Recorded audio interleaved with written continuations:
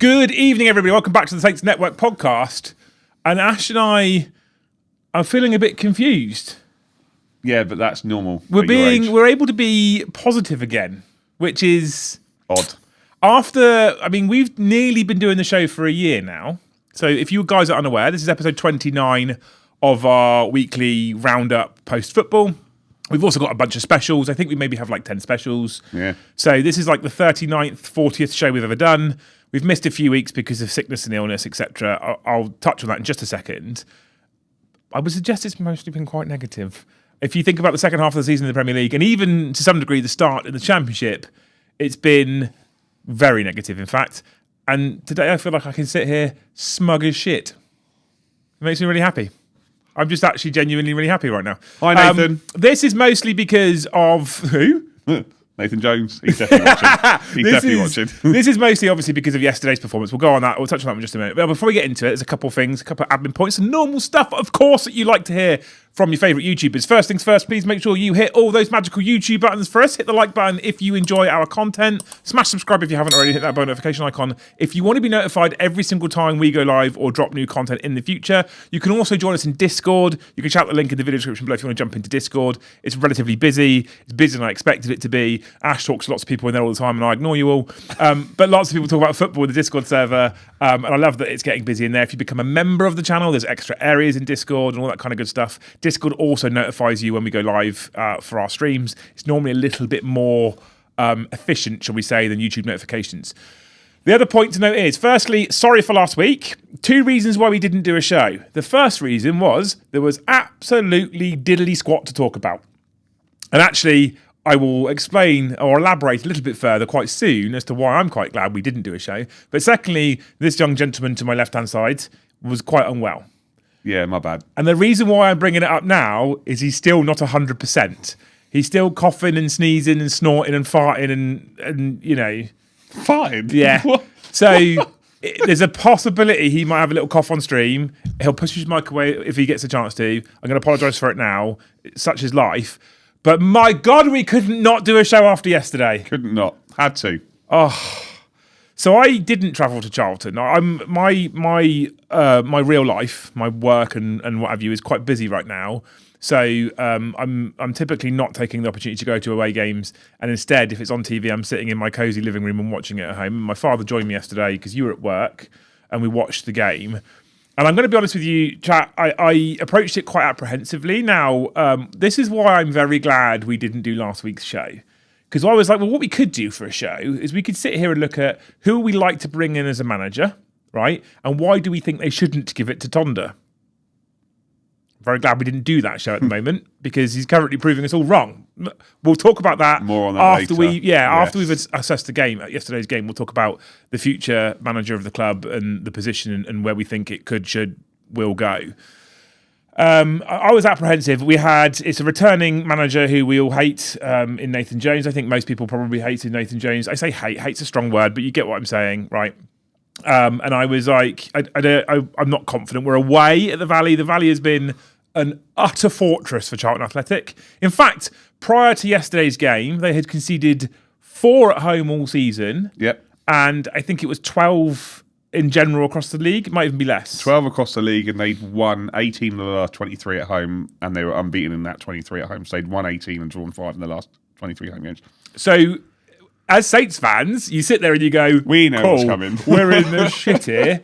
And we've still got, ultimately we've still got the same squad that we've still had. We've still got some of the same players from last season. So, I was apprehensive. And if you start the game, honestly speaking, and I'll hold my hands up here, and perhaps this is not the way a Saints fan should talk, but pre-game, if you said to me, Liam, I'll give you a 1-1 draw here, I'd take it. I'd have bitten your hand off. I'd have taken it. 100% I'd have taken it, right? I absolutely would have gone, yeah, fine. I'll take a 1-1 draw against Charlton away. And if you then said, and then on Tuesday, home to Leicester, we'll give you another 1-1 draw, I'd be like, I'd probably still take that as well, I'll be honest. Yeah. So, and actually, if you'd have said to me, Tonda's 4 games in charge, you'll get 4 points, I probably would have been happy with that. Well, he's on 9 now. 9 out of 3. 9 out of 9. Yeah. So, spoiler alert, chat. It was a victory yesterday. And it was quite emphatic, actually. Now, as always, lineup comes out. I looked at it. I thought it was quite interesting. Flynn Downs on the bench, and young Cameron Bragg gets a start, gets a nod. And I think that the way he was thrown in the last game was a bit irresponsible. It was a bit irresponsible, yeah. I don't think it was the right time to throw him in, the right match to throw him into. He gets a start yesterday, gets a nod, and I was like, that's an interesting choice. Otherwise, relatively unchanged, right? So we had a back 5/3. I'll get into that as we talk about the game. We had Bazunu in goal, always makes me nervous, I'll be honest. We then had Harwood, Bella, Stevens, and Nathan Wood as the back 3. We had Fellows at right back, or right wing back, I should say, Manning at left wing back. Obviously had Casper Yander, I'm starting to love him, in the middle with Cam Bragg. We had Finazaz, Leo Cienza in front of those, and then we had Armour up front. Yep. That was the lineup, right? And I was like, okay. I mean, I think for me personally, while Shea Charles is injured, I think it's probably looking at like our strongest lineup. I'm not sure on the goalkeeper situation whether I would rather have McCarthy or Bazunu, but we know that Ekert likes to play out from the back. Bazunu's probably better at that than It's also McCarthy the reason is. why I wasn't overly worried when I saw Cameron Bragg in the lineup, because Ekert knows him. Of course he does. So it's a bit different. It also speaks volumes. Right, Ekert's playing 4D chess, right? When he goes back to managing the under-21s, Cam Bragg's got first-team experience. If he goes back to managing Well, the again, yeah. Again, more on that so later. we started the game, and I think we instantly looked quite promising. And there's, we're not going to go through, as always, we're not going to go through blow by blow as to what happens in the game, because you've probably watched it.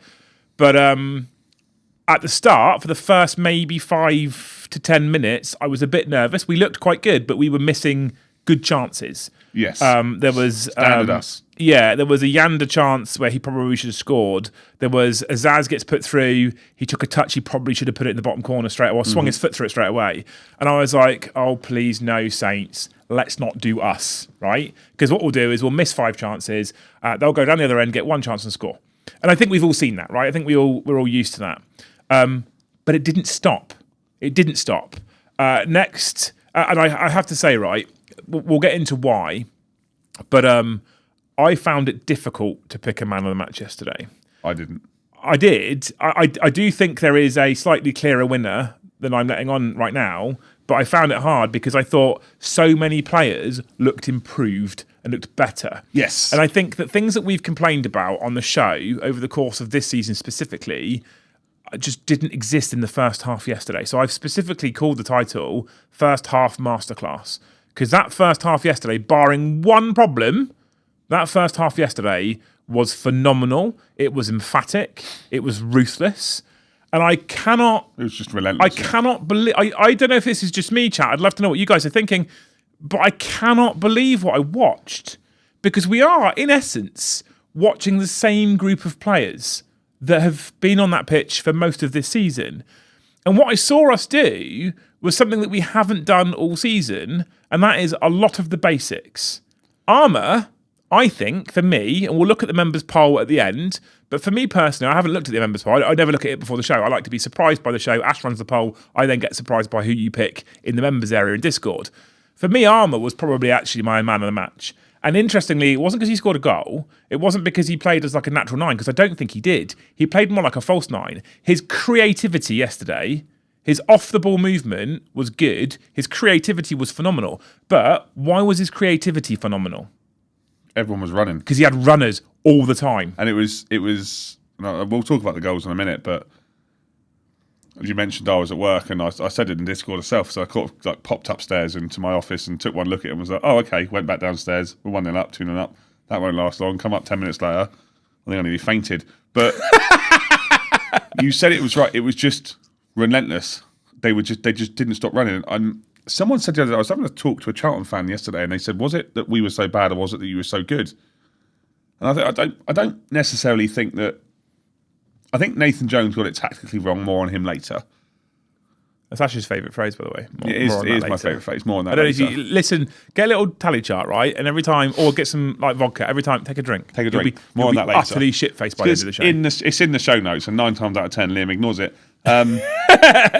But normally, the attitude just sort of changed from normally, because even last week, we went 1-0, not last week, 2 weeks ago, we went 1-0 against Sheffield Wednesday and got a quick second, but we were nervous. You could see we took our foot off the gas. Yeah. And you could see it, but yesterday they just didn't stop, and they just kept on. They pushed and pushed and going, pushed. Yeah. And going and going. I think when the 4th goal goes in, you would normally expect a team that goes 4-0 down at home after 22 minutes for all the fans to be up and on. There were a few people that left and stuff, but they just sat there in absolute disbelief. But so were Saints fans. I mean, we were there going, where's that come from? A lot of other people going, what the bloody hell just happened? I've seen a lot of interactions on social media, actually, specifically on Twitter, of both Saints and Charlton fans talking to each other going, what the fuck happened there? We didn't expect it. Because they didn't expect it. So I was sat at home, and the first goal, I have to say, Fellows yesterday. So I say Alma was outstanding, right? I think it's already been agreed in chat. Alma was outstanding. But what I thought was interesting yesterday was I actually thought Fellows was incredible. I thought Yander was unbelievable. I thought Cienza looked the worst and still looked incredible. And when I say look the worst, I don't mean he looked bad, but I mean compared to the others, he perhaps wasn't doing as much. I thought Bragg looked incredible. Our front line just looked insane. And Yander missed a chance, like we say. Cienza sets him up. Cienza did have a great game, by the way. That's what I'm not slagging him off. I'm just thinking comparatively, the front line was just insane. As is Sissa, that was probably a confidence issue. You'd like to think that's perhaps gone away now after he gets a brace yesterday. And then the goal comes, and it's things we've been asking for so long, right? So again, Fellows goes down the wing. He was relentless all first half yesterday. He caused them all manner of problems down that right hand side, which is exactly why we bought him. It's exactly why we bought Tom Fellows. And what we're seeing now is, like started to happen a little bit under Will Steele, he's getting a run of games, he's settling in his position, he's settling in the side, and he's looking like probably one of our best purchases.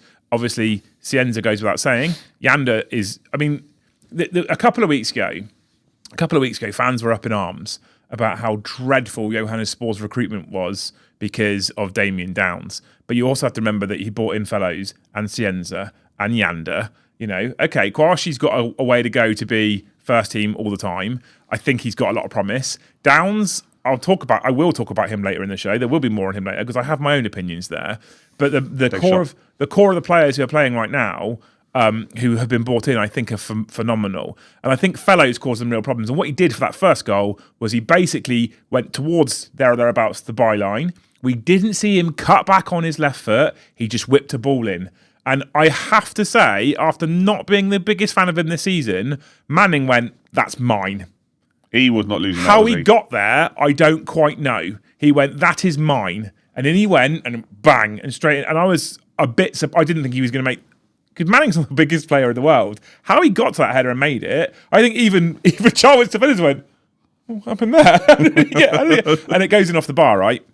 So I'm like, fucking 1-0 up. That's brilliant. This is great. I'm happy with this, right?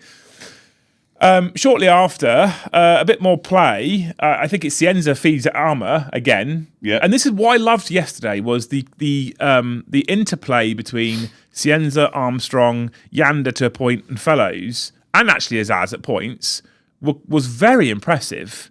It was very impressive. And if Armour dropped, someone else ran.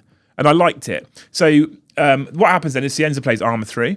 Armour trips over the ball, sort of leaves it behind in the box. Yeah, it kind of goes behind him, doesn't it? Yeah, he takes a bad touch, essentially, and he digs it out for a shot. And actually, it hits the defender. The defender blocks it. And I think the defender did him a huge world of favours because the keeper makes a move. It bounces back to Armour, and he whips it with his left foot, and he puts that ball in. And we're 2-0 up in a couple of minutes. And I'm like, okay, right. We'll take it.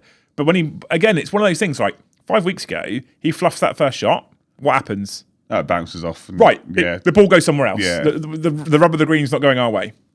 So Armour scores, right? And then moments later, literally, there was 4 goals in 8 minutes. What? When's that happened?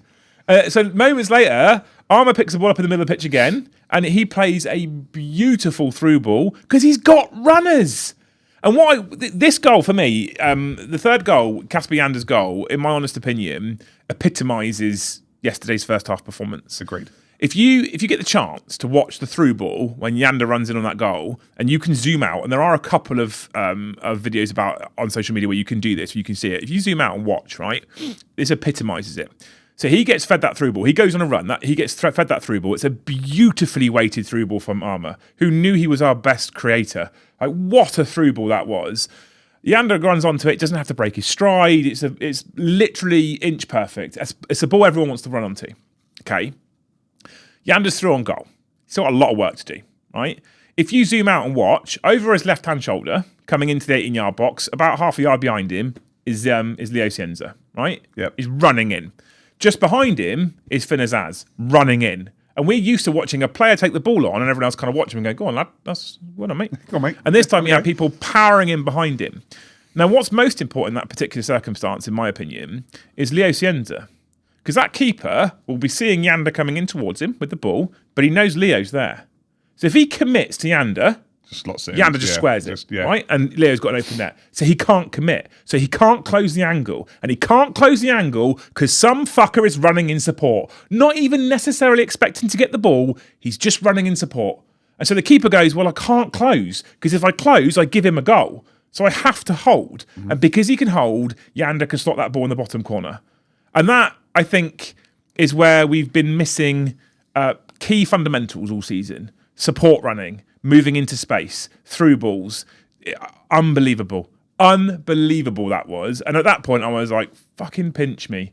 What's going on? But they didn't stop.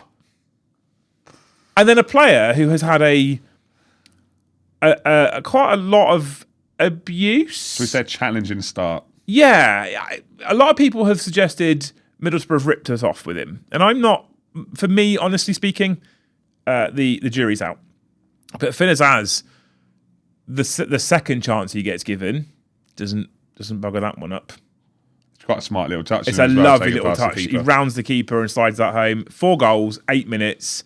At that point, the commentators on the Sky commentary were going, don't see how Charlton come back from this. I think when I listened to some of it, I think Joe Tesson was laughing at one point.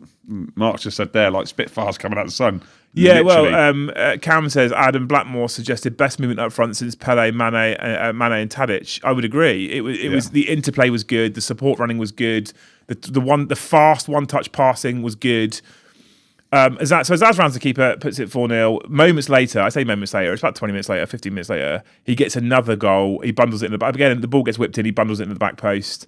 And the build-up to all these goals was quick football, quick touches, short passes, lots of movement, lots of running off the ball, and Charlton couldn't hack it. In fact, after the fourth goal goes in, Jones makes a change. And you said he took off their record signing? No, he took off a sign. He took off, I can't remember his first name, it's something Apter, and he replaced him with someone else. And obviously he said afterwards they looked more solid. I think they did. I think they looked more solid. Obviously we then score again, and then obviously they pull a goal back just before half-time, which we don't really need to talk about, really, to be fair. It was unmarked header. It's a bit disappointing, but who cares? This is the weird world of winning a game 5-1 and actually being disappointed about the goal you concede.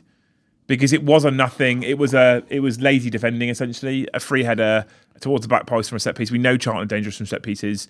And he just rises with no one challenging him and scores a header. When you watch the second half, and Alan, I've seen your question about what's changed over the last few weeks. I've got an opinion. Yeah, so have I. Get your drinks ready, guys. More on that later. But there you go. Thank you, Robert Apter. So YouTube is still doing that stupid thing where it doesn't have the names properly, you know. Yeah. But excuse me. The second half was almost just like a training exercise. Just pass the ball out. Well, so I said, I think we were 2 or 3 up, and I said to Dad, I said, if I was Tom Ekert in this situation, I think I would say to them, do not let up. At least for this first half, do not let up. I would have been very interested to know what would have happened with the game had we not had a game on Tuesday night. Yeah. Because I think he probably would have carried on going for the jugular. I think they did in the first half, and I think when you have even just a 4-goal lead, so I legitimately think that the conceding the goal was disappointing. I think that without that set piece, they hadn't really offered any kind of threat to us massively. I think Taylor had a great game. Jack was mostly pretty good. Second half was a bit kind of off the pace. Wood got caught in possession a couple of times, which I didn't like, but they didn't really offer us any kind of threat. And we were ruthless in that first half. Yes, agreed. And I'm so happy we're ruthless. But you said it a few weeks ago. I think it might have been post Swansea. Was it post Swansea? It was post Swansea. Yes. Well, you said, what were the words you said? We will batter someone soon. Yeah. And obviously we then obviously gone down the pan in terms of the Will Steele situation. But even in the games, apart from maybe the Preston game at home, when we played Bristol City, when we played, who's the other one we lost? Blackburn. We were missing chance after chance after chance. But then we take the foot off the gas despite the fact. And yesterday we could take the foot off the gas. Mark just said there, first second half was warm down. It was. The game was done and dusted. Referee could have blown full time. Yeah, I think the second half was not the most interesting game of football I've ever watched. The second half specifically, But it needs to be. But we also have Leicester in 2 days' time. I would also say if I was going to give a word for the second half performance, my word that described us would be professional. Okay, interesting. Why? Because didn't go hell for leather and try and get more. Job was done. Didn't do anything stupid. Didn't pick up silly yellow cards. Didn't pick up injury. Didn't try and do anything stupid like that. Do you know what I would have liked to have done? Is I would have, and maybe this is just my naivety, but I would have, and I'll hold my hands up. It might be naivety, but I would have liked to have seen us put Damien Downs on sooner and push to get him a goal, just because that confidence boost I think could be quite important for him, and I think that. So he did come on in the second half. Tonda made a raft of changes. Aribo's looking slightly fitter now. He comes on. Yeah. Flynn Downs comes on. They're obviously resting or taking off young Bragg. Cienza gets rested. Fellows gets rested for Ronnie Edwards. Armour gets rested for Damien Downs. He did a raft of changes to protect people, basically, I think. And I think what happened was he went, look, the job's done here. Saints fans would have loved for it to be 10-0. Of course we would. Especially against Nathan Jones. But he's obviously got an eye on Tuesday night. Yes. One of his evil, cold, dead eyes when he stands at them. This is him when he's happy. This is him when he's sad. And this is him on his wedding day. That was like... That's him though, is that not? Like every time the camera passed to him, it just looks miserable. Miserable. What was it he said when he took over? He said he wanted hungry eyes from the team. Maybe that's his hungry eyes. If that's his hungry eyes... hungry for what? Absolute death. He obviously had an eye on Leicester, I think. And I think that if you consider the way the team, specifically the first half, played, you would be utterly mad not to think I probably want to start something similar on Tuesday.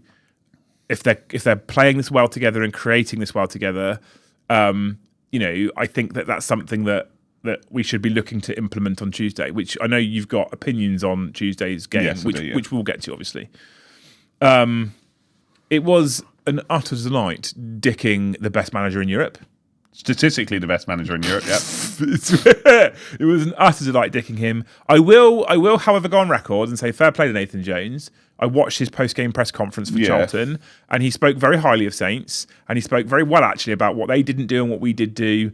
And I actually thought he came across really well. That peed me off a little bit though. I wanted it to be a knob. I wanted it to be a show. I did, and I wanted to be like and he just came across really kind of humble and a bit deflated. And I was like, oh, that's ruined my fun a little bit. Yeah, thanks, mate. Cheers. Yeah. And then obviously Tonda Ekert gets asked about. I think Alfie asked him, or was it Alfie? Someone asked him about his future there, and he gave him a very specific request with a very stern face. And he just refuses to get drawn into the speculation around the job. He says all the right things. So we obviously, well, I say we, Ashley ran a man of the match poll with the members. Who did they pick? Adam Armstrong. Relentless winner. So he got more than 50% of the votes. I think 75% of the votes. Oh, really? Yes. Yeah. There's only 2 votes. That's strange maths, but all right. I know. I actually think that's probably reasonable. There's maybe arguments for Fellows and maybe even Yanda, I think, at places, I honestly think the special mention has to go out to Cam Bragg. Cameron Bragg had a wonderful game, I think, and I actually looked at his statistics at the end of the game, and his statistics back up the fact that I thought he had a good game. For such a young head, he looked solid. He just looked really good. We were asked a question earlier about the team, and obviously Armour playing that. I think yesterday was Armour's best performance in a Southampton shirt. I think he was superb. I don't think he's ever played a game as well as he has done. Ever. Okay, interesting. And I can't remember who it was. Forgive me. I think it might be an Alan said what changed, or it might have been Mark maybe said that someone said questioned the potential professionalism of the players for doing it and what had necessarily changed. And I think that to a degree, and I know that Will Steele wasn't necessarily, they were playing quite expansive to a degree under Will Steele, but I think massively the handbrake's kind of been taken off. To see those many runners going forward, they weren't doing that under Will Still, and there would have been a reason that they weren't doing it. Well, and this is the thing, right? I think sometimes, and I'm one of these people, right? But I do think sometimes we forget the fact that footballers are right. They do what they're told, for the most part. Yes, they do what they're told. That's what they do. They don't typically think for themselves. Alan. Thank you, Alan. They don't typically think for themselves, right? They just don't. No. And what I watched yesterday's first half, when I think back to the shows we've done, watching us lose consistently in the Premier League, watching us actually not having a great time in the Championship so far, there's things we've been asking for, right? That I think that we haven't been doing, and yesterday we just suddenly started doing. We were winning balls. Maybe it is the desk there. We were making it. We were first to balls. We were first to loose balls. Yep. We were challenging. We were keeping tight to men. We were making off the ball runs, and we weren't making one off the ball run. A player had a ball when there was 2 or 3 options available for him. Not one option that the opposition can go. Well, they're going to go there, and we just block the lines. There was, there was literally 2 or 3 people making runs and making space. It was give and go. People were giving and fucking off down the pitch and creating more space. We were moving into the space. I think Cienza, honestly, has been a game changer. I actually think that I personally think Cienza's had an influence. So a lot of people are saying, is it just Tonda? I think there's obviously something to be said for what's happened since he's come in. But even Cienza, that his desire to pick up the ball and run with it and have a final product. Go on. More on Cienza later. But I think people have watched what he's doing and the way that the fans and the fan base have warmed to him quickly. What I was going to say is something that literally Jimmy just put in. Hi Jimmy, by the way. Jimmy's just put in the chat. Romeo's back at the football club, and I do wonder whether that's also given them a bit of a kick in the backside. But it's just everything I've asked for, from effort levels to tempo to speed to making runs to moving into space. And for me personally, I never played football at a high level, right? I played for club sides when I was a kid. I played a bit in the army. I've never played at a high level. And everything that we have been asking for is essentially the Billy basics. Move into space, run into space if you've got the space with the ball, create the gap, create the overlap, all those kinds of basic one-touch footballs, move the ball around quickly, let the ball do the work, get to the byline, put it in, all that kind of stuff. We did all of that yesterday. And lo and behold, absolutely turned them over in the first half. And I think the Charlton players, they looked a bit shocked. Oh, 100%. They looked like, here's a phrase I'll use, which I think I do. I feel like yesterday looked like teams from 2 different leagues for the first half. I'm not saying we looked Premier League quality, to be clear, but we looked like we were in different leagues. I can't remember who they spoke to, but they spoke to one of the Charlton players, and he generally turned around and said, we were not expecting them to come. Obviously, we've heard all the things. Nathan Jones was quite humble, but he said they spent a lot of money because they'd come down from the Premier League, etc. But again, can't remember who the Charlton player was, but he just came out and said, we weren't expecting them to come at us like that. And you watch any game of football, even the North London derby today, because I've watched that and I've watched the Leeds game and stuff like that today. A team scores a goal. Normally, the team who have scored don't think, let's go for it again. And I'm not saying Charlton allowed us to have that space, and we had a lot of space in behind. And make no mistake, when we get onto the Leicester review later, there's absolutely no way on this earth that Leicester are going to give us that space. But you can only beat what's put in front of you. And I am baffled as to why Nathan Jones didn't change it earlier in terms of their formation, but maybe he was just shell-shocked. He looked utterly bamboozled. And then he spent the rest of the first half, and maybe the majority of the game, getting absolute pelters from the away fans all game. He got a reasonable amount of abuse. I believe there were a few tunes, which we may not repeat on air. We won't. We won't repeat them on air. I can't sing, I've got a cold. You can't sing full stop. But it's like someone drowning a cat. Yes, literally. But no, it's good to be able to talk about it. However, I don't think we're not the finished article yet.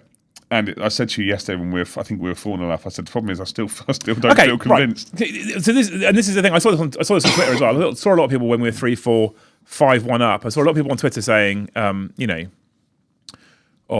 am I still nervous at 5-1 up? And I think to myself, and I've also seen people that you've just said, the words you just said, right, is this isn't the finished article. Tell me how it gets better than that. That first half performance. That tell me what first we do half better. performance doesn't get better. There's one thing it does better. We don't concede a stupid free header, right? But that's me nitpicking. But what we need to look at, and obviously it now leads us into the next segment, which is I've namely got around talking about Tonda Ekert and the situation. So we found out before the Charlton game that Ekert was going to be given Charlton, Leicester and Millwall, because quite obviously, I think everyone had kind of worked this out. It doesn't take a rocket scientist to do it. There's not really a standout candidate for people. Middlesbrough haven't hired. There's a lot of noise coming out of the football club as well at the moment. I haven't put this in the show notes, but you've probably heard of it. There's a lot of noise coming out of the football club at the moment in general. There's a bit of chat apparently out in the wider world that the Southampton management job, currently at least, is a bit of a poison chalice. Understandably. So there's possibility that certain managers are a bit nervous potentially about coming to the ground and taking on a team under leadership that essentially, if things don't go right very, very quickly, managers lose their jobs. And I think if I was an outsider and you looked at the club and you looked at the appointments under Sports Republic and you looked at how those managers had been treated in the time that they've been given, and you also looked at things like the transfer support they've had and et cetera, with probably the exception of the most recent window, which I actually still think was quite good and was a very highly rated window in my personal opinion. I think I'd look at that and I'd go, do I want to be there? Is that going to help my career in the long term? It's that, but you also look at the manager market. Middlesbrough haven't hired yet. Swansea have brought a bloke in. I can't even remember who Swansea brought in. Norwich have brought in, is it Philippe Clement, who was in charge at Rangers, and Swansea and Norwich both brought new managers in. They've not had a new manager bounce. They've both lost, and necessarily it's a case of, I honestly don't think the football club know who they want to appoint as manager at the moment. I think the pool. I think you're right. I think the pool of people out there isn't the strongest, and I think that we fantasize about some managers who would probably have no chance of bringing to the South Coast. And I think Thomas Frank. And when you look at the remainder, when you look at the remainder of the managers in existence, I think none of them inspire me. Now, I don't know much about Tonda Ekert. There's more talk coming out of the football club, supposedly, right? And I've seen this and read this and I've heard this, and I have people contacts. I wouldn't necessarily suggest, however, that they are, sources. I wouldn't say they're special service informants. It's just rumours and rumblings. And supposedly, when we brought Ekert in under Johannes Spors, the intent was for him to learn the football club and potentially be our first team manager after Will Steele departs, which wasn't supposed to be after 5 months, 6 months. And so I think there's a bit of reluctance to give it to someone else at the moment when they go, well, this was supposed to be a successor. Do we just use him now? And I think the reason why they haven't announced him is the fan base. Because I think if they'd have announced him almost immediately as being the boss, the fan base, when Will got removed, how many chants were about Will Steele? How many chants from the ground were about Sports Republic? Yeah, no, there's quite a few on there. And I think when any club ownership is under attack, the first port of call is to sack the manager. And then their second port of call is to try and appease the fans. We spoke about Romeo being not only good for the club, but also a genius PR move. And it was. At the moment, how they're handling the Tonda Ekert situation, which has been heavily criticised, a lot of people had said, how on earth did you not get someone in the international break and give them 2 weeks to work with the squad before Charlton? I said earlier at the start of the show, I was glad Ash and I didn't do a show last Sunday. And the reason why I was glad is I was kind of in that, I'll hold my hands up, I was kind of in that camp, right? Why didn't we get someone in at the start of the international break, give them 2 weeks to work with the squad, so when we go out against Charlton, we've got the best possible chance of getting some sort of result. Yep. And then we went and pulled their pants down 5-1. And I went, I'm glad I didn't sit on live on air and say that. I've just owned up to it, but I was in that camp. And then I think to myself, if we agree that the pool of managers out there isn't necessarily the strongest, why would we rush to appoint a person that if we then sack him in 6 months costs us millions? Well, that's the point. Dominic's just said Middlesbrough did hijack a guy from Swansea. I can't remember his name, but I do remember that actually happening. So they have hired. So excuse me for that. But none of those teams have hired managers that you look at from a championship pedigree and go, Really, really good. And as you look across the league at the moment, obviously it's still everyone's beating everyone to a degree, apart from commentary. Everyone's still beating everyone. Managers are going to be talked about to a certain degree now. But for Tonda Ekert, if it is an audition, as far as auditions go, it's Carlsberg, isn't it?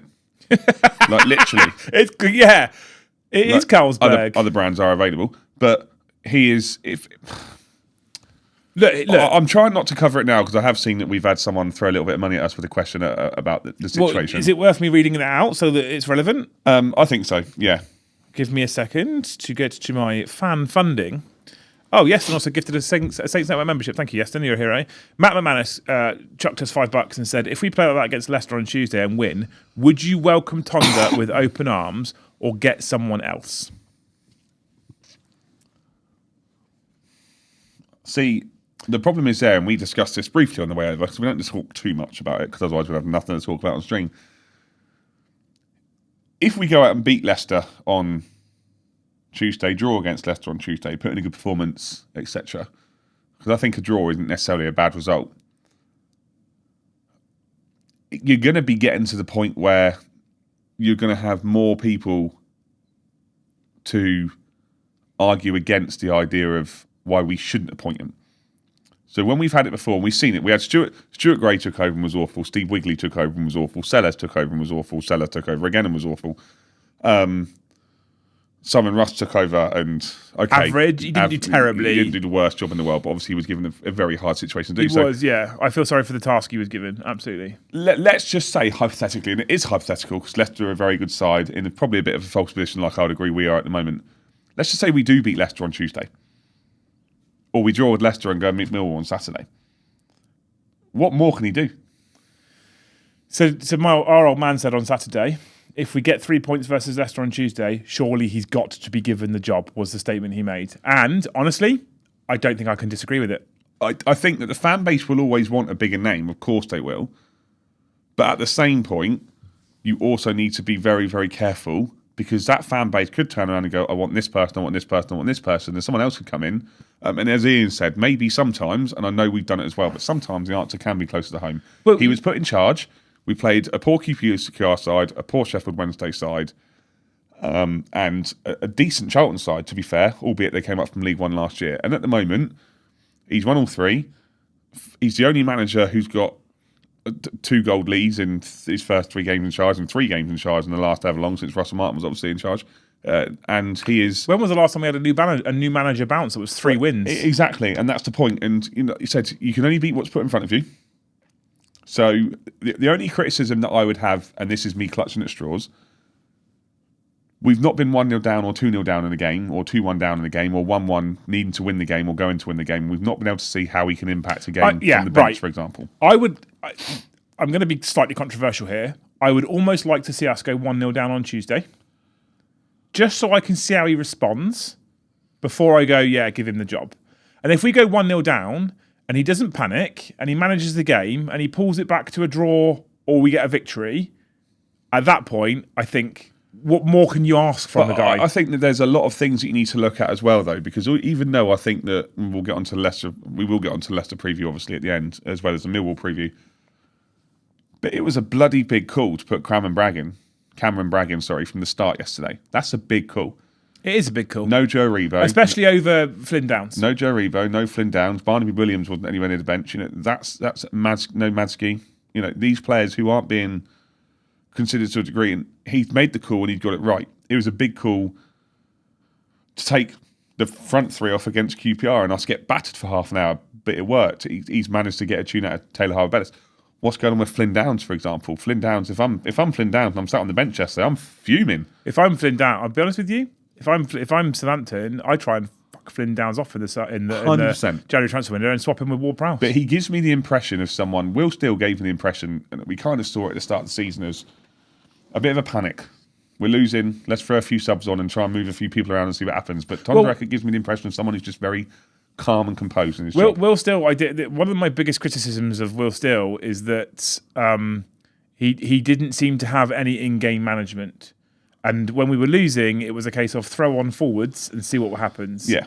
And I said to you on the way over here that I often felt with Will that when we got to the end of the game, people didn't really know what they're supposed to be playing. They didn't really know what the shape is.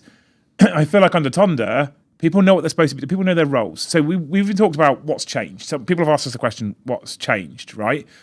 There's a couple of things I think that I've seen that have changed, right? And some of this can be potentially laid at the players' feet, and you can ask questions of them as to how they decided to play under Will versus how they're decided to play under Tonda. I think that's a reasonable question.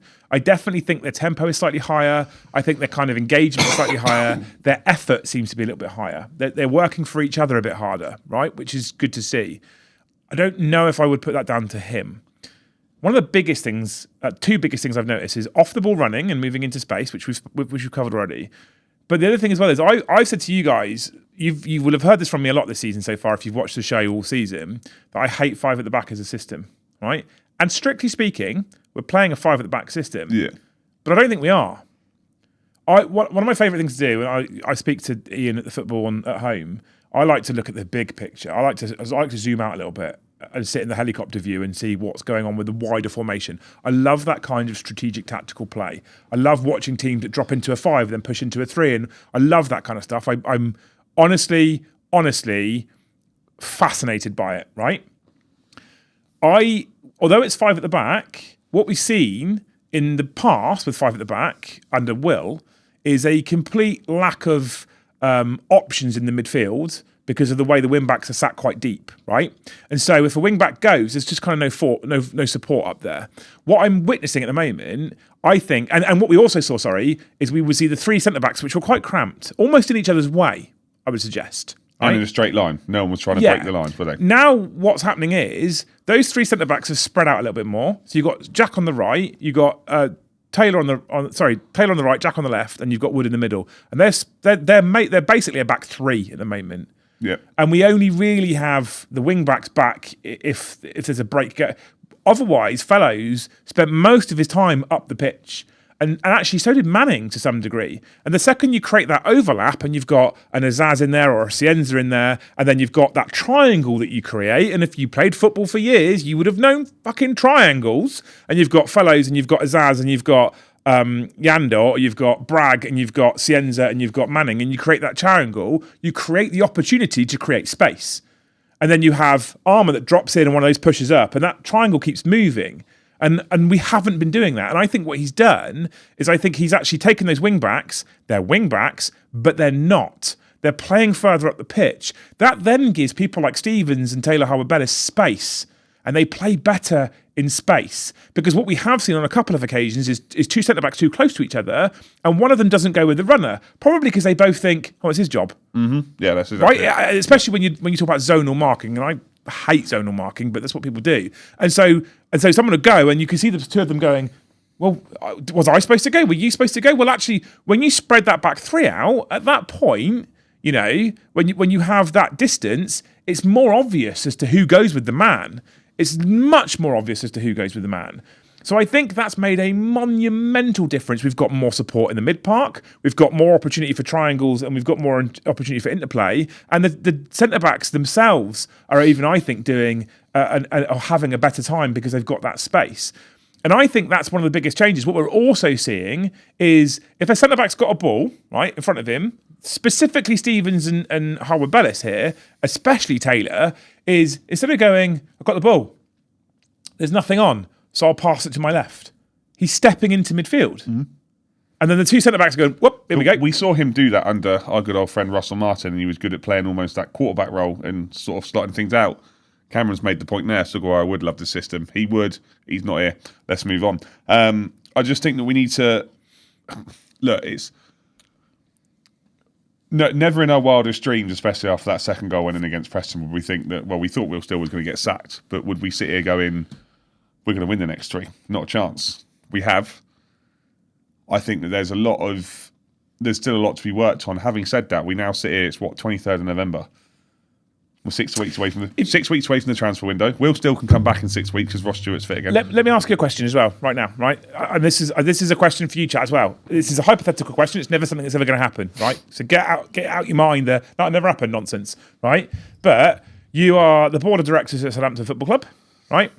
I play Football Manager 26, by the way. I'm very good. After yesterday, on Sunday, today, right now, at this moment, at 9 o'clock, you've got to make a decision, right? And your decision is either you give him the full-time job or you don't ever give him the full-time job right now. Yeah. What's your decision? You have to give him the full-time job. And I don't disagree. I actually think...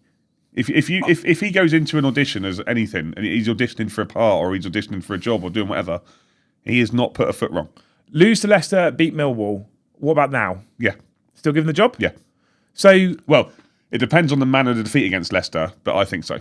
You reckon, so lose to Leicester, beat Millwall, you still give him the job? Depending on the manner of the defeat against Leicester. Okay. Because if we lose against Leicester and he shows that he's absolutely clueless and hasn't made any changes and nothing changes and we're not showing any fight, and then we go to Millwall and we beat Millwall just because it's just one of those nothing Saturday Championship games, Yeah. then it's a different question. But like I said, Can you see a world where, here's the next part of this question.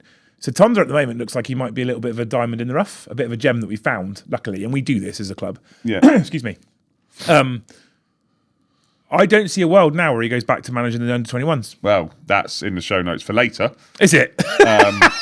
Sorry, carry on. Chat have also been talking about it. By the way, guys, 127 people in chat, only 40 likes. Don't forget to hit that button. Liking it's totally stream free. Is utterly free. Also, if you are in chat right now, you'll notice that some people have green names, some people have grey names, right? The difference between a green and grey name, green names are members, so we like them more. But also, what they're doing by being members is they're choosing to financially support the podcast. So membership's $4.99 a month. That you don't get a lot for it right now. I'll hold my hands up. At the moment, what you get is access to additional space in Discord, the members polls and what have you, and news of Ash. If you want to support us, we currently run the show at a loss. We don't make money from this right now, right? We currently run it at a loss, and I say this every week because we do run it at a loss. We literally do it because of the passion and love for football and for Saints. If you want to support the podcast, if you want to support Ash and I, if you want to support the show, if you want to at least try and help us get to break even, if you become a member, it's incredibly important to us. If you just leave it running, it's less than what was it you had? A large latte or something? No, the from wife Costa? had a regular skinny latte at Costa, yeah. How much was your regular skinny latte at Costa? Like $5.30. It's ridiculous. It's less than a regular skinny latte from Costa Coffee a month, and you support us. And I mean, he even started getting haircuts. Right, it's really important, really important. So there you go. Right, that's my little sales point. Right, that's my little sales pitch. So if we go through this, then it'll be interesting to see what happens against Leicester. Of course, it'll be interesting to see what happens then against Millwall and what they decide to do for him and how he does. And I think that at the moment, I am relatively confident he's done enough to get the job. There's a good feeling going on at the moment. We like it. Leicester is a completely different kettle of fish, though, to what we're doing. It's a big. Of course, it is. Leicester's they're a big team who they've drawn a lot of games, which is why they're in their fault position this year. Before we get onto the Leicester thing, we've got some other club news to go through, right? So Paul Trollope has buggered off to Wolves. Yeah. He's gone back to be with Rob Edwards. I don't really know what's happened with him. I don't understand. Because he got brought in, obviously, to assist Will, because Will basically didn't get to pick his backroom start. Do you not think the Paul Trollope situation is really odd? Yes, I do. I think it's. He worked with Rob Edwards at Luton when they were in the Premier League, and then got relegated, again. I will admit, from watching him on the sidelines and everything else, I don't really know what he brought to us. He's a very experienced man in football. He managed Bristol Rovers, took them for the most successful period they've had in their recent history, etc. But I kind of think that him going is more of a good thing. Yeah. I wonder if maybe... I don't think he works well, Will, still. He obviously was a good speaker because he was obviously the fans for him, and I think he can talk well. He can talk well in front of it, and he was the experience that they were looking to bring in with Will Steele. What would be more interesting in... If we do appoint Tonda Ekert, will they want to bring in an experienced assistant manager to work under him? Because with Tonda Ekert now being in charge, Matt Etherington, proper Barclays man, Matt Etherington, by the way, has been taken out of the under-21s role and it's been given to Adam Lallana. That's an interesting move. So I do wonder whether this succession plan is being knocked into place, but you also then think, like I said, who do you bring in to assist Tonda Ekert? Does he bring his own person in? Because obviously what's going on at the moment is working, but again, Tuesday's a different kettle of fish, and we're talking about long distance.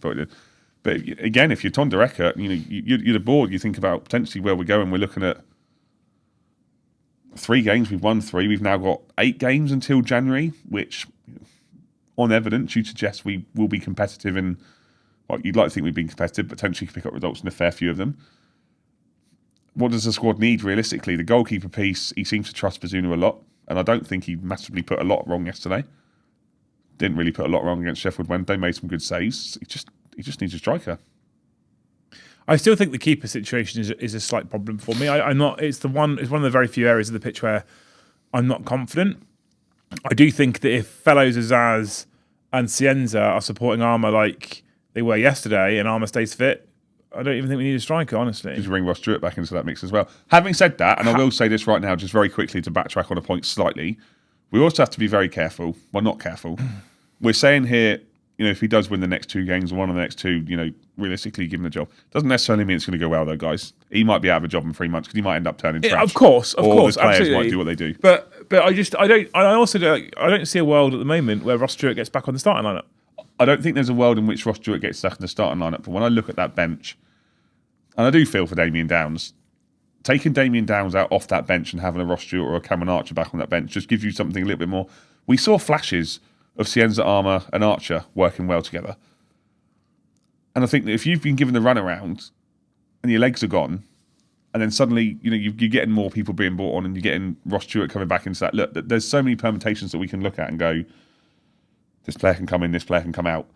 But at the moment, I think if and this is for the wider championship, I think at the moment for the wider championship, Leo Cienza almost needs to be considered a sign of the season. And if we don't go up this year, big if, I get it, I've seen people say we're only 9 points off the automatics. If we don't go up this year and he does not get a move to a top flight club, I will be very, very surprised. Cienza? Yeah, 100%. Do you think he wants... what I like about Cienza, you've put here Cienza interview, right? So Cienza did an interview. I like this guy a lot. Yes.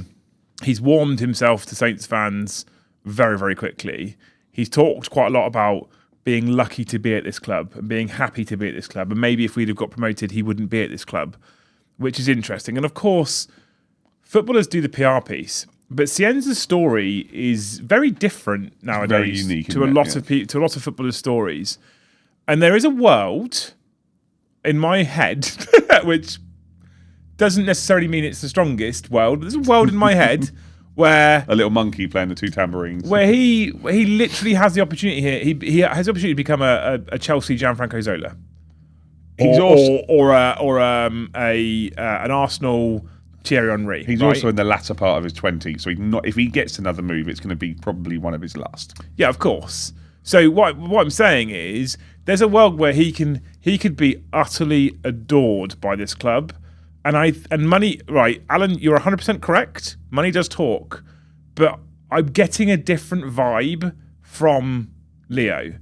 And I don't think that money is necessarily the be-all and end-all for this man.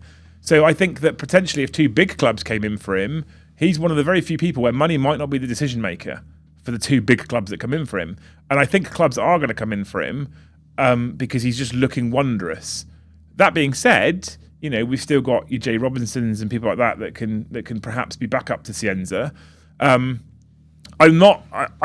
You say don't fall in love with a player. I already have. I think he's wonderful. I think he's utterly incredible. But we'll see. I don't know. Dibbling's head got turned by his agent. Ultimately, I think. Look how well that's going for him at the moment. I don't. On the one hand, I don't understand how many footballers have to watch other players disappear off to big clubs to sit on the bench and do nothing. On the other hand, I think to myself, hey, you're getting paid 20 grand a week. We'll pay you 100 grand a week and you get to go play golf at the weekend. All right, sweet. I'll do that one then. I don't like golf. No, well, neither do I, but I get paid 100 grand a week to do it. So. Yeah, I'll do it. So, I don't know. I'm not sure.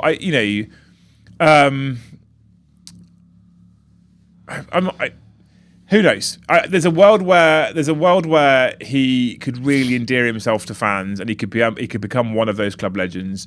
There's also a world where in the summer if we don't get promoted, he's in the Premier League. If you haven't seen the interview guide, you can go onto the website and see it. He also attempts to sing his song, which is funny because he gets it a little bit wrong. But look, he's been the the bright light in a disappointing start to the season. Obviously, we're starting to see a bit of an upward trajectory at the moment, but let's hope that continues. My only fear is that he either gets poached by a Premier League team, because I think he could do a job. I think he could easily do a job at that level, or we burn him out and he gets injured. Well, Garcia says, Liam, I definitely feel you're setting yourself up for disappointment, unfortunately. Honestly, it's not disappointment nowadays, because I expect any player who performs in a Saints shirt to probably get a move, without doubt. Like, it's just, the expectation now, Garcia, is a player like Cienza or Matty Fernandez or whatever. And actually, if you think about Matty Fernandez, that's a name of the distant past now that Saints fans have mostly forgotten about because of people like Leo. So, players are fickle. Fans are quite fickle too, for the most part, because Matty Fernandez's name now is like, who the fuck's Matty Fernandez? We've got Leo Cienza. Fans are fickle at the same time. So it goes both ways, ultimately, right? And if he moves in January or December, I'm not that disappointed. I am disappointed, but I'm not disappointed. I'll be disappointed if any player who I think is a good player moves in January or December, though, or in January or December or summer. That's because we're losing a good player. That's the only reason why, ultimately. Questions on there about JWP. I 100% would take him back, and I'd ship Flynn Downs. I'd get rid of him. Yeah, I think so. There's a lot of this at the moment about James Ward-Prowse, because he's been transfer listed by Nuno at Nottingham Forest. West Ham. West Ham. And honestly, I'm with you. I would bring him back, and the way I would bring him back is by removing someone else. And I probably would at the moment get rid of Flynn Downs. Honestly, yeah. I don't think we've seen anywhere near what endeared him to the club, and I think that he's constantly sick, and he kind of seems to have thrown his toys out of pram a bit under Ivan Juric, and I don't think he's the kind of person I want around the club. And I'd rather have JWP around the club. There's going to be a lot of work to do in January, because obviously Dominic says there we've got players out on loan. Interesting, you mentioned James Bree, who obviously couldn't play for Charlton yesterday because he's obviously not allowed to play against his parent club. But his loan expires in January, and they haven't gone down the route of extending it yet. They might still do. Yeah, it's interesting, isn't it? I don't know. I think I would bring that back to JWP, because I think if you bring back James Ward-Prowse and you've got Romeo and James Ward-Prowse as experienced heads around people like Yanda, to some degree Shea Charles and Cameron Bragg, there's a beautiful balance there of young lads learning from pros. Yeah, I think that's where, and what we've done for a long time as a club is we've put a lot of time, effort and money into this youth kind of young players, because clubs our size, the way we have to operate is we have to go out, spend a few million, find a gem and sell them for 20 million. That's how we operate. I think Saints fans have got to get their head around the fact that, for the most part, for now, that is going to be how we operate. And I think that if you have a Romeo and you have a Ward-Prowse about that can mould your younger players, you have a better chance of finding a gem and being able to mould it into something that is essentially a sellable asset. Yeah. That's what we do, right? We'll cover January, though, guys, when we get to it. We've got to do Christmas yet. Right, so why the Championship? Win for United in Steel City Derby, then celebrated that they won the league. Sheffield United, Sheffield Wednesday? Yeah, they won at Hillsborough today. They won 3-0 and then literally celebrated like they won the league. Oh. Like Sheffield Wednesday are on -4 points and couldn't hit a cow's backside with a banjo at the moment. Yeah. And they're celebrating with great big flipping celebrations, and Patrick Bamford was up there with Chris Wilder. I'm thinking, hang on a minute, guys. We're wins for Bristol City, Coventry, again, Birmingham, Watford, Leicester and QPR. So Leicester have won. Both teams are going into the game on today with a win. Mm-hmm.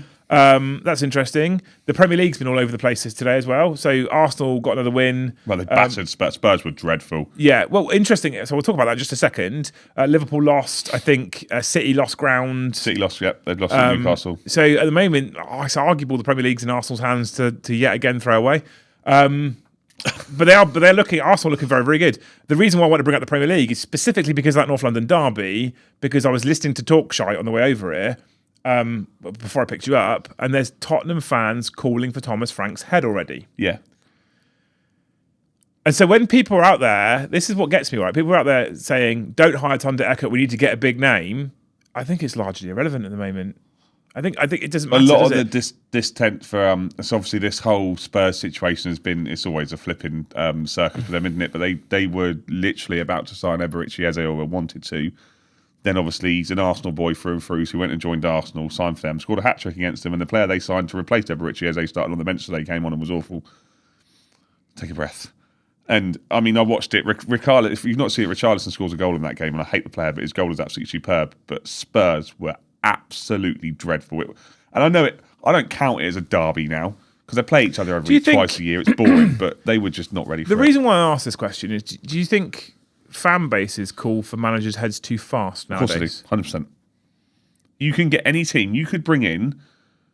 You would have had it years ago when Arsenal went through the invincible season, when they lost that invincible run, which I think was against United at Old Trafford.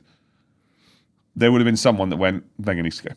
There's Liverpool fans going now, Klopp needs to go, and obviously low at Liverpool for 100% in that situation.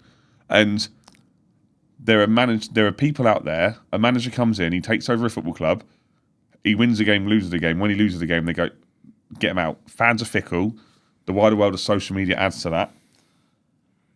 You just need to, we were all pretty much in agreement. Well, we knew before we did the show, we knew that Will Steele was getting to get sacked because you could see from his body language on the game. But fans call for people to be removed too quickly. The thing is with Spurs, if you get rid of Thomas Frank, who, up until today, they had the best away record in the Premier League.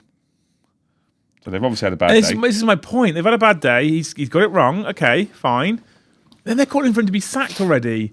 And so I look at poor old Southampton Football Club, and we're going to lose more games than we're going to win if we go up again, specifically, of course, because of the way the Premier League is nowadays, for the most part. I mean, some clubs are giving it a good go. Go on, Sunderland. But, buying players, bringing in top-class managers, it doesn't guarantee anything. And so when Saints fans are out there going, you can't bring in Tonda Ekert as an unknown, you've got to bring in a known manager, doesn't guarantee anything.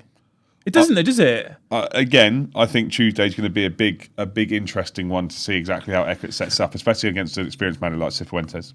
And Mark's touched on this as well, which I quite like. So Man United, when Ruben Amorim came in, he was told, this is how much time you've got.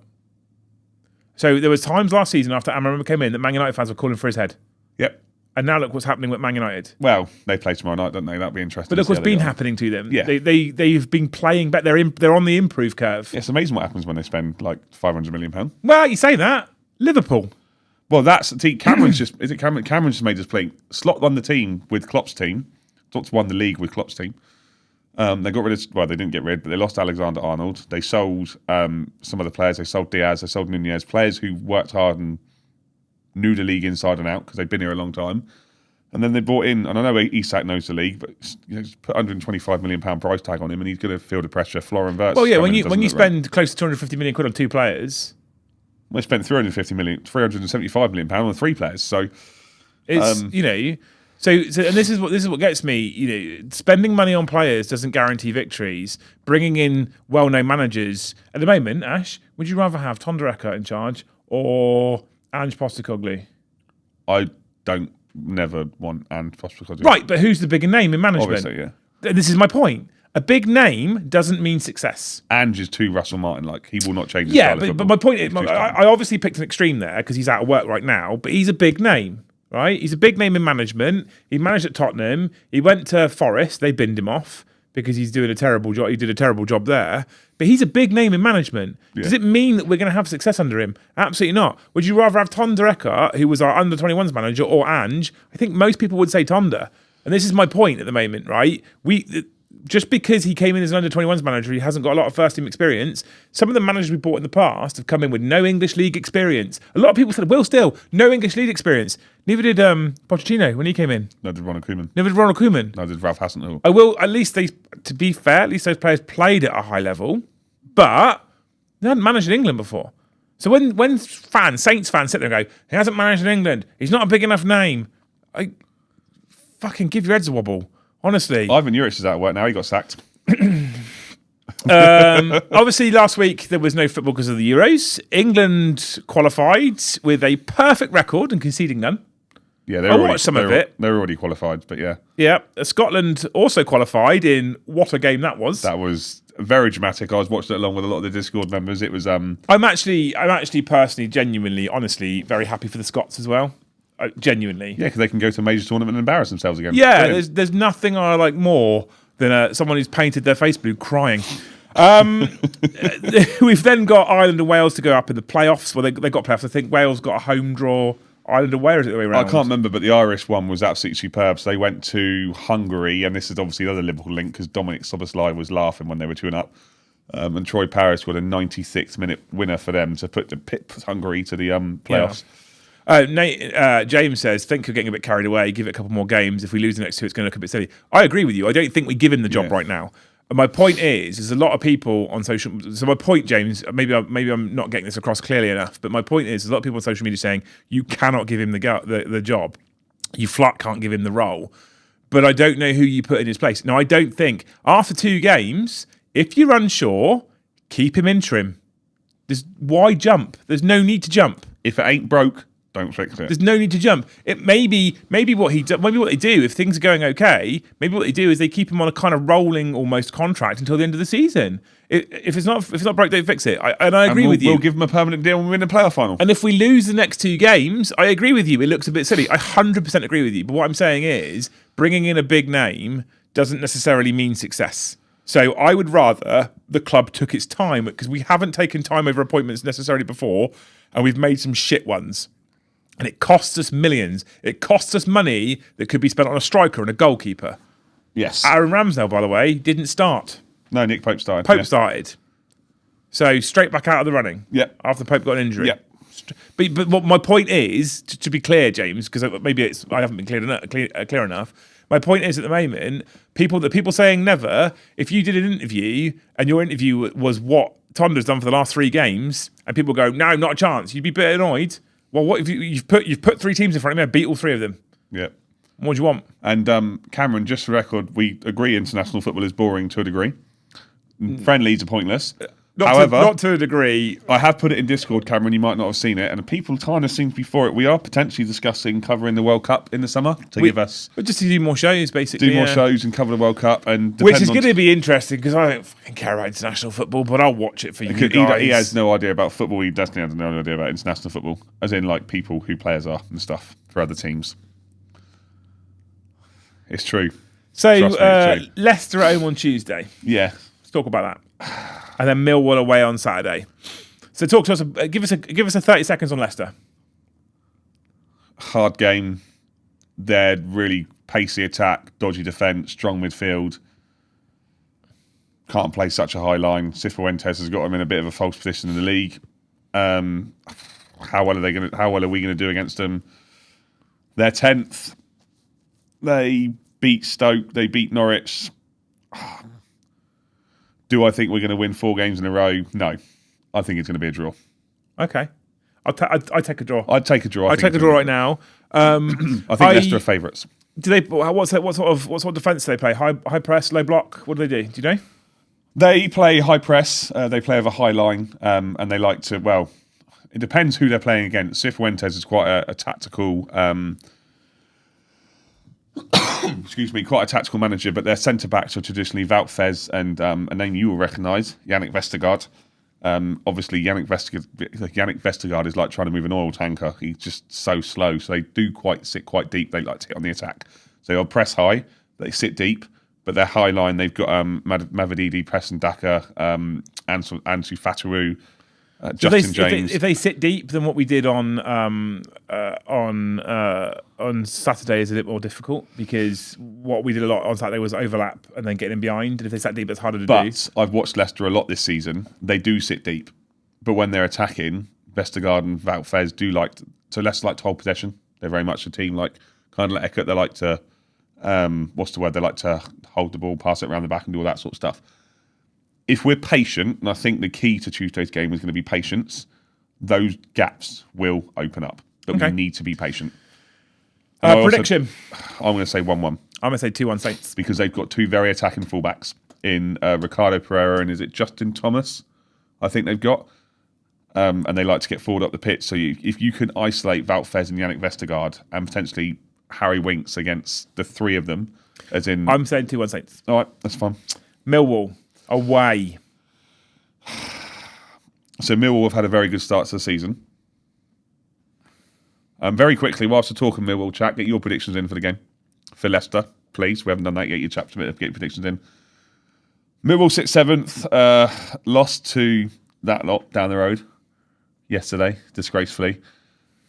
Look, Millwall were the nearly men of the Championship for the last 3 or 4 years. They've always been either in the playoffs or just out of the playoffs. They're a bloody nightmare, and they're a hard team. Alex Neil is their manager. They've got some decent players. They can do. We should win, but again, it depends on what we turn up. So if we have a good game against, this is where Ekert's tenure is going to be called into question. If we have a bad game on Tuesday, are we able to dust ourselves down and go to the Den on Saturday? Yeah, Not to mention, obviously, the Den is a horrible place to be there. I've been there 3 times. It's disgusting. Are we going to be able to dust ourselves down, go into that atmosphere, and pull off a win? Because we could be sitting here next Sunday talking about 2 draws or talking about 2 defeats or talking about 2 wins. I mean, if it's 2 wins and we're talking about a new manager, 100%. But again, this is the problem with the Championship, is Leicester, you don't know what Leicester you're going to get. Millwall, you don't know what Millwall you're going to get. And that's the problem. So what's your prediction for Millwall away?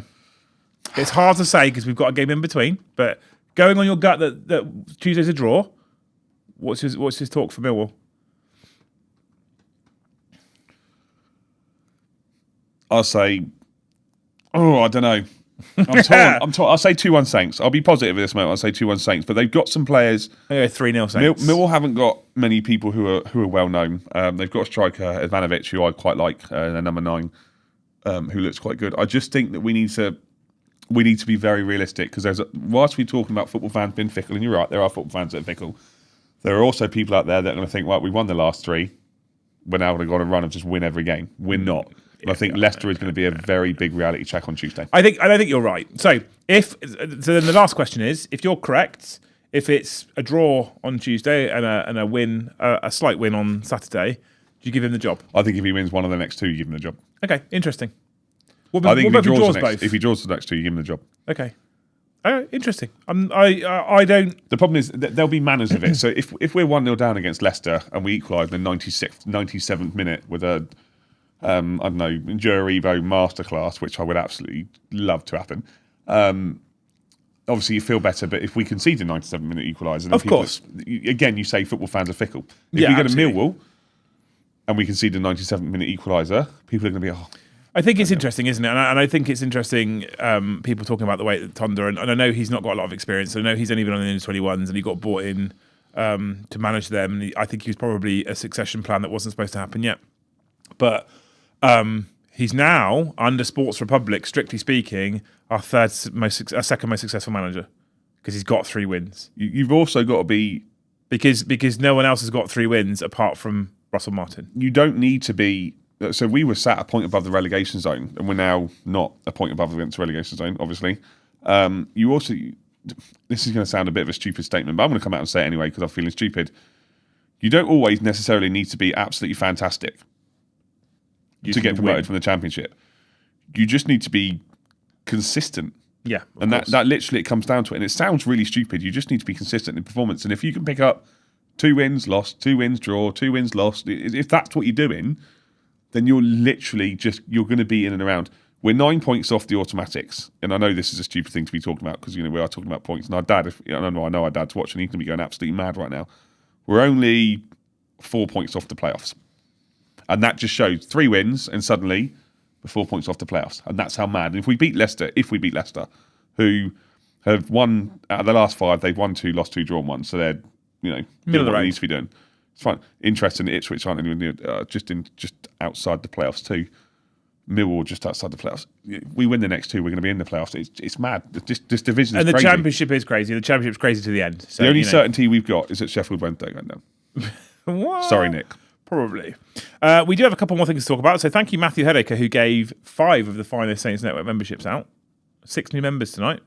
Thanks, Matt. You may have found your name has turned green. If that's the case, get yourself in the Discord server, look at the extra zones in Discord, and wear your green badge with pride. Thank you so much, Matt, for 5 gifted. Easygoing 560 also donated $10 and says, just wanted to thank you for the unexpected but appreciated temporary membership. Love the honest content and respect chat from subscribers. Ah, that's lovely. Thanks, mate. What a hero. What an absolute hero. Right, we've gone over by a bit here, but I think actually it's quite nice to be able to talk positively for quite a while about what's going on. So I am I'm just milking it a little bit at the moment because we have had such a torrid time on the podcast. And I think when we started the show, we were like, at some point, it's got to get better. It's taken a lot longer than we expected. But So this is it for this year? it was a pretty emphatic win yesterday, I think, overall. It was a very impressive. I think it was a very impressive performance in that first half. And if he can bottle that first half and recreate it consistently against other teams, actually, there's a chance we make a charge up the table, and I'm happy and excited and positive about it. And it's kind of more like the sort of football I expected to play with the players that we brought in the summer, if I'm being honest. So if you've got any comments on what we talked about here today on the show about yesterday's game, about Thunder Ekert, anything like that, please feel free to stick it in the comment section after the show has finished. Ash replies to every single one. You also can continue the conversation in Discord. If you check out the link in the video description below, or if you're listening on the podcast, again, if you look in the description below, there's a link to Discord. You can go in there even if you're not a member, and there is areas where you can talk about football even if you're not a member. We do try and make it inclusive, so if you can't afford to pay, you can jump into Discord and still chat Saints and chat football. But we also obviously have a members area to say sort of thank you to those people that do choose to support us. Big shout out to Ian, who also threw $10 at us for the pod and up the Saints. We'll get a great one from you in a minute because we won. You won't, not this week. God. If you haven't already, please make sure you smash that like button before you disappear. Thank you to the 60 people pretty much who've already done that. You're amazing human beings. We'll be back next Sunday with another show. Ash and I will be at Leicester on Tuesday. We'll be at Saints playing Leicester on Tuesday. And I'll probably find I can watch Millwall somewhere on Saturday. So we'll be able to talk about both those games. We'll mostly cover the Millwall game because it'll be the most recent, depending on how Tuesday goes. We'll see. But we'll be there on Tuesday. As always, if you're in and around the ground and you see us, feel free to come and say hello. Or if you're in his work in Portsmouth, you could just walk up and say hello. Yeah, please, yeah. First thing he said to me, I got recognised. I'm famous. Someone saw me. Someone came and saw me. There's a question from Mark. Would you like to answer? How do I give you a tenner? If you go and find him at his work, you just slip it in his trousers. Ultimately, you can just find that join button on YouTube if you wish to. And you can either sign up for membership or obviously you can give super chats to do all that sort of thing. But we appreciate all the support. It does massively help because we do obviously want to carry on. We want to get Le God back on as soon as possible as we can do, etc., and do all that sort of stuff as well. Matt's fee isn't small, and I want to get him back on the show at some point just so I can lick him a bit more, basically. Right, you people are amazing. We'll be putting this up on the normal places, iTunes, Spotify, etc. in just a moment, and you obviously can stick your comments on the video afterwards. Comments really help the algorithm. It helps push the show to more people, which is what likes also do, which is what you guys talking in the live stream also do. It's amazing. You're all insane. We love you. It's nice to be happy. It's nice to be cheerful. 3 wins on the bounce. But if we lose the next 2, are you going to do a Thunder Ekert face? Anything you want to say to these wonderful people before we go? Ash? Up the Saints! Up the Saints! Thank you so much for watching. We'll see you in the next one.